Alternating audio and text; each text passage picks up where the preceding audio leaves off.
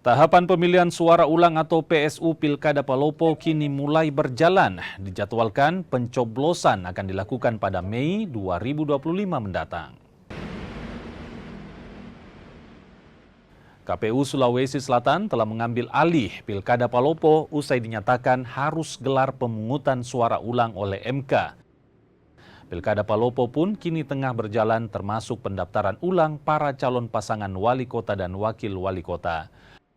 KPU Sulawesi Selatan juga tengah mempersiapkan tenaga PPK hingga KPPS. Dijadwalkan Pilkada Kota Palopo akan digelar Mei 2025 mendatang. Dengan 260 TPS, 22 diantaranya merupakan TPS lokasi khusus. Saat ini kami berkoordinasi dengan parpol, kemudian dengan LO paslon untuk berkoordinasi awal untuk terkait persiapan dari tahapan pencalonan yang akan kita laksanakan dalam waktu dekat ini. Jadi yang kedua, ada jumlah TPS yang ada di Palopo itu sebanyak 260 TPS, termasuk 22 di antaranya itu adalah TPS khusus.